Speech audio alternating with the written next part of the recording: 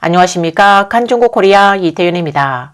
여러 언론 보도에 따르면 중국 정부의 해외 민간 군사기업이 전 세계로 퍼져 규모를 확장하고 있다고 합니다. 결국 푸틴 정권을 위협했던 바그너 군단과 같은 군사력으로 발전할 수 있을 것인가? 이에 시사평론가 장텐양 교수는 프로그램 날이 밝을 무렵에서 해설했습니다. 유라시아 데일리 모니터 등 많은 해외 언론은 2021년 중공이 중앙아시아, 중동, 일부 아프리카 국가를 중심으로 10년 넘게 세계 여러 나라에서 자체 민간 군사회사를 설립해 활용하고 있다고 보도했습니다.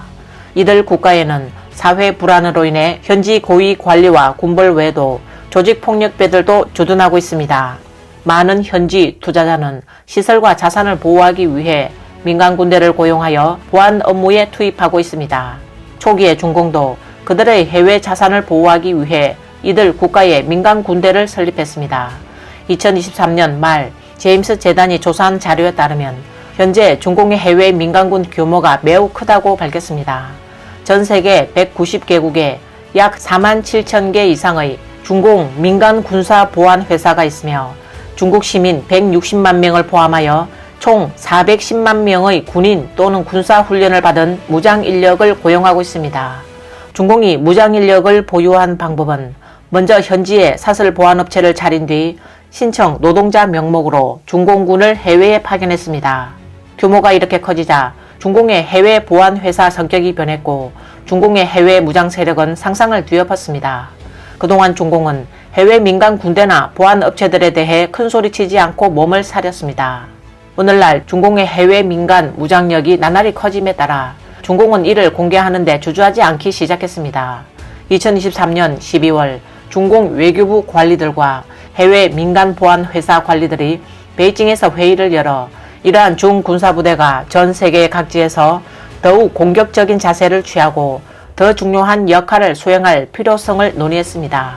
이번 회의가 열림에 따라 중공은 예전처럼 해외 군사력에 대한 언급을 꺼리지 않고 해외 사설 보안 부대를 전면에 내세워 전 세계 각국 정부에 중공의 군사력을 알리는 데 주력할 것으로 보입니다. 2023년 12월 24일 사우스 차이나 모닝 포스터의 보도에 따르면 중공 정부는 더욱 광범위한 정치적 목표를 달성하기 위해 해외 민간 경비업체의 기능 범위를 확대할 것이라고 밝혔습니다. 중공의 자금으로 지원, 통제하는 이러한 해외 군대는 중공의 해외 투자를 보호하는 것 외에도 현지 지역 정부나 단체가 중공 시스템에 지원하도록 협박합니다. 미국과 EU 국가들은 중공과 정면 충돌을 원하지 않았기 때문에 수년간 해외에서 확대되는 중공의 민간 군대를 거의 방치해왔습니다. 중공 정부는 서방 사회의 방치를 틈타 민간 군대의 규모를 늘리고 현지 지방정부 행정에 개입했습니다. 러시아 바그너 군단의 발전도 마찬가지입니다. 처음에는 아프리카에 투자하는 러시아 재벌들을 위해 다이아몬드 광산, 석유 개발, 기타 프로젝트 시설을 지켰습니다.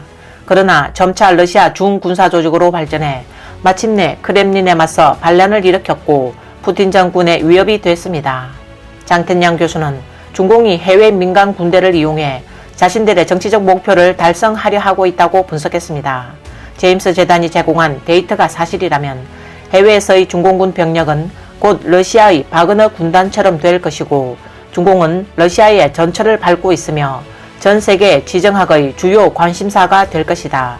중공 해외 군대도 바그너 군단처럼 결국 내부를 반격하는 중난하이 쿠데타의 주요 무장력이 될 수 있다고 분석했습니다.